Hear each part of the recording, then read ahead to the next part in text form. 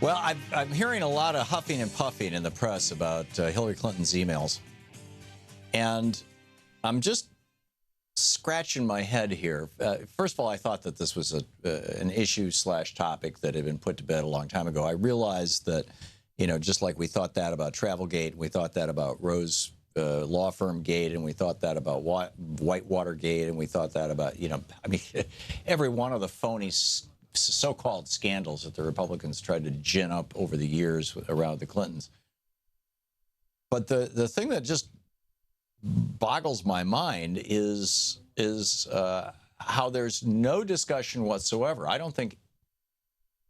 would bet you fewer than 1% of Americans know that Karl Rove was cited for contempt of Congress for refusing to show up to testify before Congress, before a congressional committee, about what happened to the 22 missing emails between him and Dick Cheney and George W. Bush around the time of the decision to invade Iraq, as they were lying us into this war in Iraq.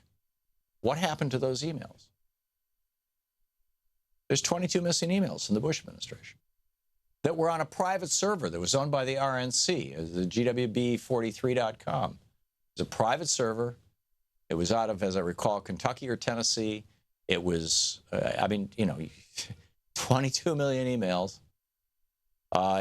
In fact, this was explicitly referenced by the prosecutor who was going after Scooter Libby and Dick Cheney, because in those emails, they believed was information that would have demonstrated that outing Valerie Plame, the CIA officer who actually was running an international operation, a phony international company with employees all around the world, whose job was to draw out terrorists who were looking for corporations that would launder their money, and had been successful at doing so, by the way.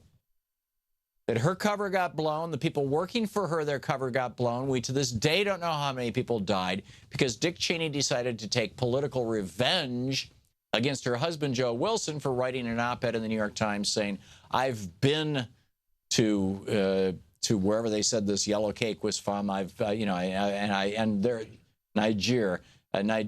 and there is no yellow cake. There is, George W. Bush is lying to you about this.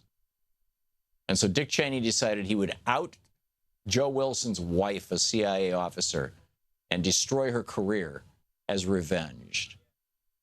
And Scooter Libby ended up taking the fall for it, sort of.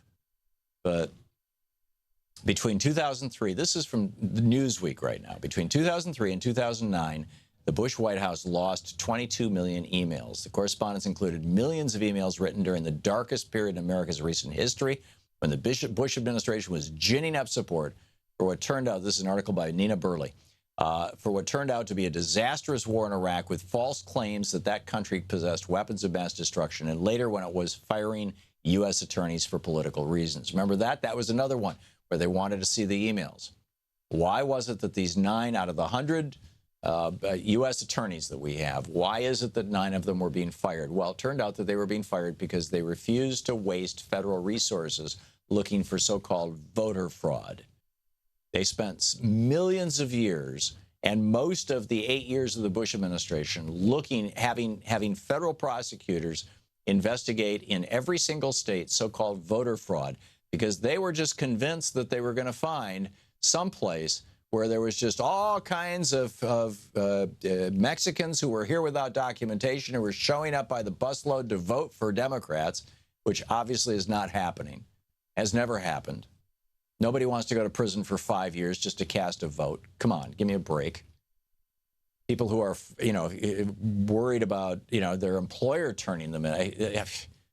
Or, oh my God, there's going to be a lot of black people who are voting 2, 3, 4 times. We better make it so that they have to stand in line for an hour and a half or 2 hours or 3 hours, even better, 6 hours, and then they definitely can't vote twice. Which, of course, was not happening either. But we had, there were several major scandals. Have you heard a word about them? Now, the question, in fact, again, go back to this piece in the current issue of Newsweek, Or actually, I'm not sure if it's the current issue, but it's newsweek.com/George-W-Bush-White-House-Lost-22-million-emails and then there's a number 497373 $RX equals US. Okay, anyhow, most troubling, researchers found a suspicious pattern in the White House email system, including periods when there were no emails available from the office of Vice President Dick Cheney. Thomas Blanton, who's the director of the National Security Archive, the NSA, which is responsible for archiving presidential records as a result of a law passed in on January 1978. 1978, this was in response to the Nixon crimes. Congress passed a law called the Presidential Records Act, which says that anything that the president or vice president create while they're in office after January 20th, 1981 becomes public property, not personal. And they can't, this is just for the president and the vice president. And sure enough, the Bush administration completely ignored this. And this fellow, Thomas Blanton, the director of the NSA, said that the vice president's office, this is Dick Cheney's office, widely characterized as the most powerful vice president in history, should have no archived email in its accounts for scores of days, especially when there's a discussion of whether to invade Iraq beggars the imagination.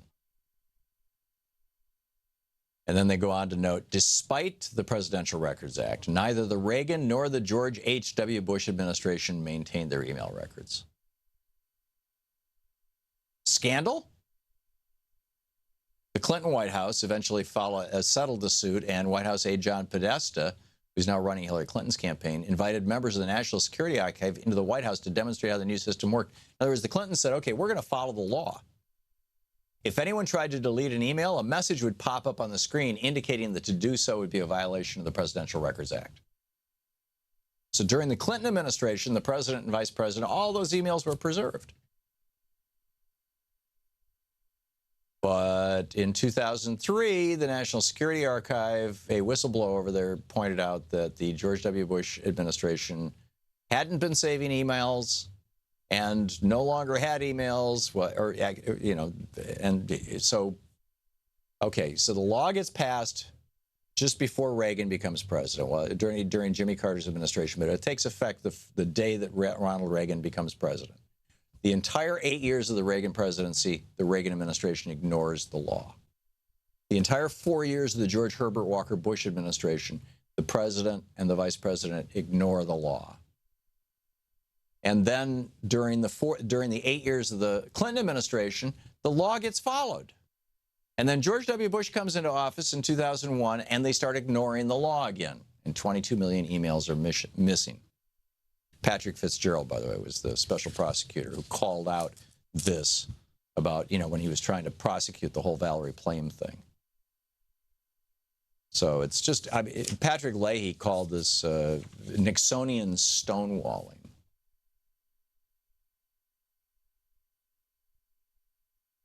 They actually found Karl Rove and Joshua Bolten in contempt of Congress. This was in 2008. Now, what was Karl Rove doing instead of testifying before Congress about where he made those emails vanish? He was in Yalta meeting with Saakashvili, the head of what's the country? Georgia, right. The head of Georgia, who was just about to pick a fight with Russia, which was going to be very helpful for John McCain, right? And I'm convinced that Rove was over there trying to work out this, let's have a fight with Russia so that John McCain can pound on his chest and be the top, which he did, by the way. He did. So the committee's final report. This was a Senate Judiciary Committee.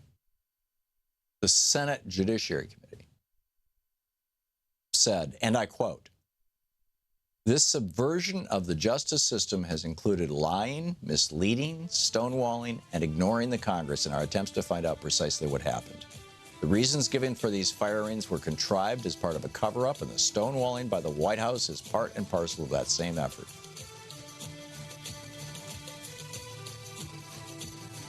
It's amazing. Any discussion about that? Where is the so-called equivalence? It's like, you know, in the news business, oh, geez, we've got somebody talking about climate change. You got to have a climate denier, right, to balance it? This is the Thom Hartmann Program. Where's the person balancing this screaming about Hillary Clinton's emails with somebody from the Bush administration?